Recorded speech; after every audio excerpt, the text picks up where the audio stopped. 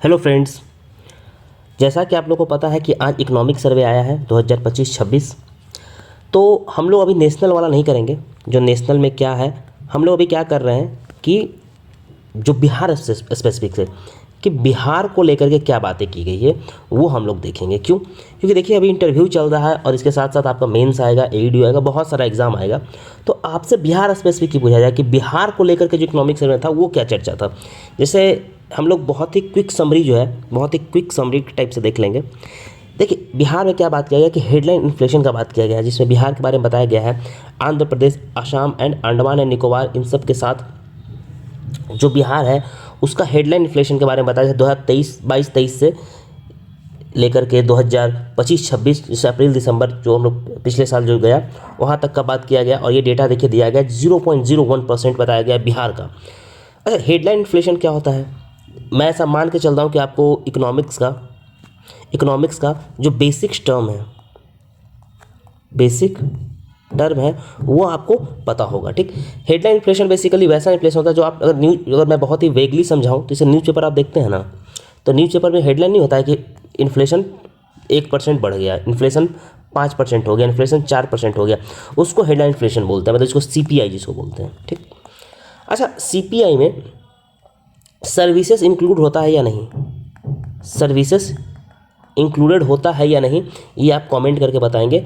और एक होता है सीपीआई और एक होता है डब्ल्यूपीआई, तो इन दोनों का बेसिकली डिफरेंस आप कमेंट करके बताएंगे। नेक्स्ट हम लोग देखते हैं, देखिए वीट को लेकर के, गेहूं को लेकर के इल्ड बताया गया है कि बिहार में क्या इल्ड है। तो देखिए बिहार को जो टॉप 5 स्टेट में रखा गया है, टॉप 5 स्टेट में इल्ड के मामले में बिहार को रखा गया है। बेसिकली 3000 केजी पर हेक्टेयर के आसपास बिहार में इल्ड है।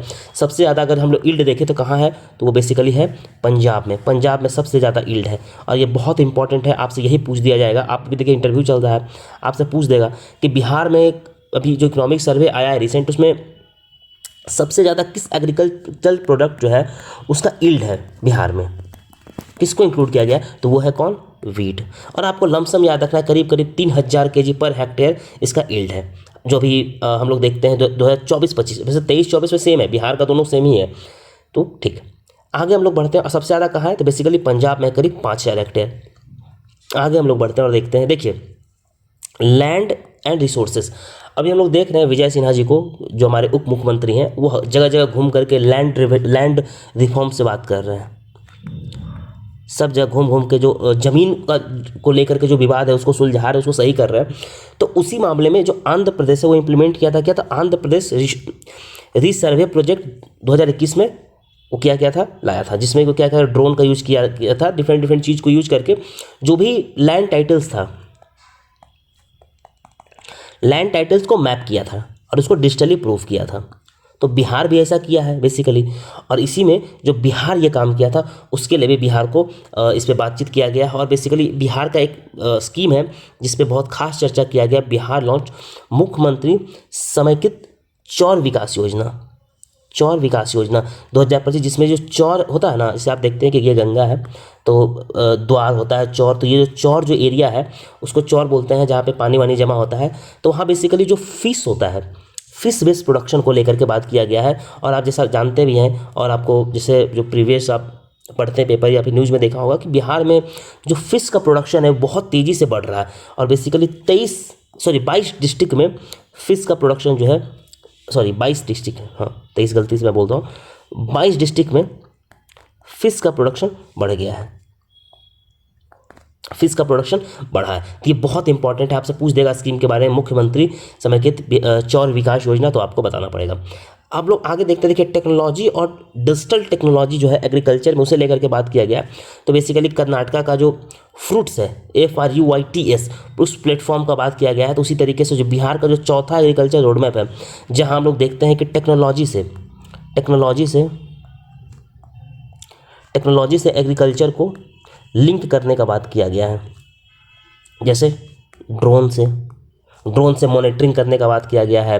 बेसिकली इरिगेशन में टेक्नोलॉजी का यूज करने का बात किया गया है, ड्रिप इरिगेशन, स्प्रिंकलर इरिगेशन, इन सब चीज़ों का बात किया गया है फोर्थ एग्रीकल्चर रोड मैप पे। तो इस पर लाए गए। इवन फोर्थ एग्रीकल्चर मैप में क्या है ना कि इसमें डेयरी एंड फिश, मतलब मिल्क और फिश को भी ऐड किया गया, तो ये बहुत इंपॉर्टेंट है, इस पर भी हमारा इकोनॉमिक सर्वे चर्चा करता है।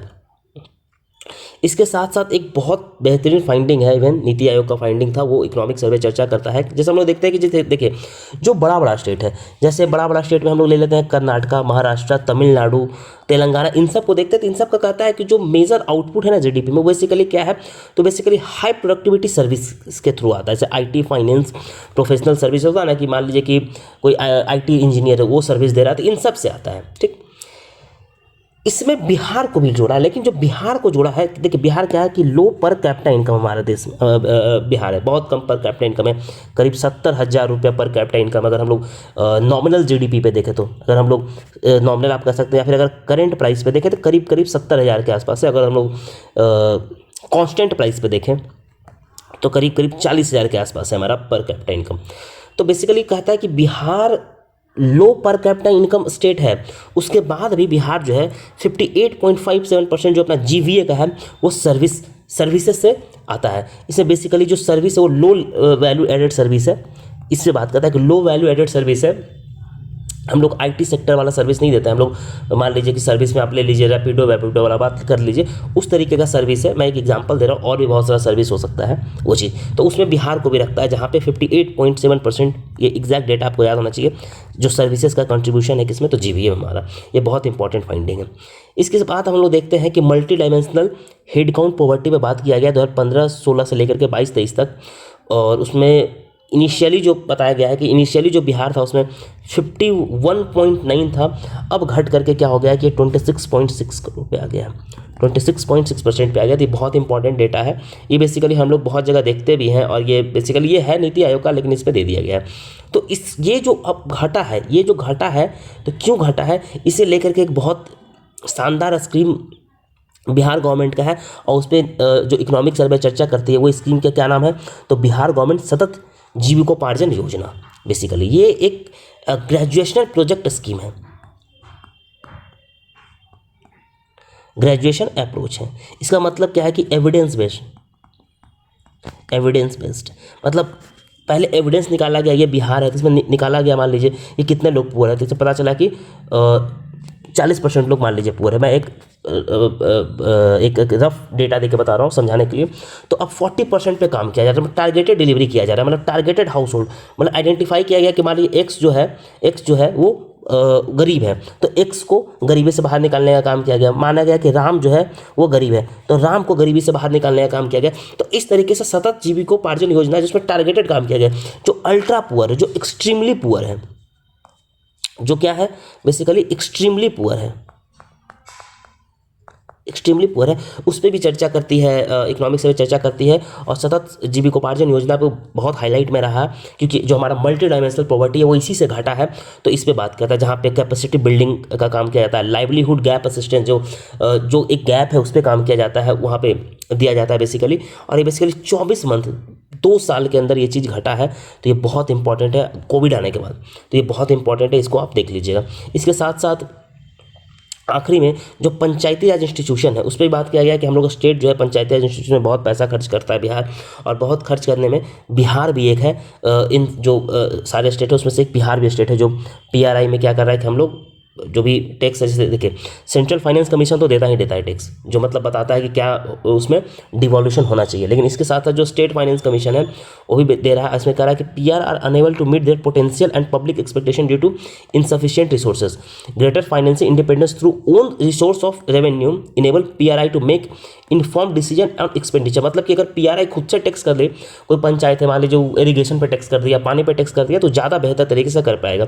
तो improving own resource strengthening the link between revenue generation and expenditure decision, मतलब जो रेवेन्यू जनरेशन होगा, मान लीजिए कोई पंचायत है वो खुद से टैक्स करके, मान लीजिए कि वो टैक्स करता है किस पे, तो वो करता है कि इरीगेशन पे, तो उससे टैक्स किया और टैक्स करके कुछ अमाउंट जनरेट किया, तो वो जो अमाउंट का खर्चा होगा वो ज़्यादा इफिशिएंट और अकाउंटेबिलिटी के साथ खर्चा करेगा। और सेवरल स्टेट जो है वही काम कर रहा है, सेवरल स्टेट जो है काम कर रहा है establish the rules enabling panchayat to levy and collect tax, जिसमें कि बिहार भी है कि पंचायत को ही जो छोटा मोटा टैक्स है वो पंचायत को एम्पावर कर रहा है टैक्स लेने के लिए, छोटा मोटा जो है, और वो टैक्स लेवी करके वो करेगा। तो उसमें बिहार भी एक है। तो ये बहुत अच्छा ऑब्जर्वेशन था इकोनॉमिक सर्वे का। हम लोग क्या प्लान कर रहे हैं कि इसी तरीके से हम लोग इकोनॉमिक सर्वे छोटा छोटा समय कवर कर देंगे आपका पूरा economic survey. Most probably budget भी हम लोग ऐसे ही कवर करेंगे, इकोनॉमिक सर्वे हम लोग डिटेल वीडियो लेकर के आएंगे कुछ दिन में, आजकल में, क्योंकि टाइम लगेगा उसको पढ़ने में। बिहार का था इसलिए मैंने पहले कर दिया कि 70th बीपीएससी के लिए जो इंटरव्यू चल रहा है उसके लिए बहुत इंपॉर्टेंट है। आप मान के चले VVI लगाइए, ठीक।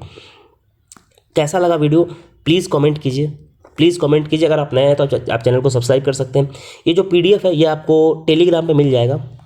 टेलीग्राम का जो लिंक है वो आपको कमेंट सेक्शन एंड डिस्क्रिप्शन में मिल जाएगा, वहाँ जाइए, वहाँ से लिंक लीजिए और ये PDF प्राप्त कीजिए। एक बार रिवाइज कर लीजिए PDF को, आपका हो जाएगा। चलिए, वीडियो देखने के लिए थैंक यू सो मच।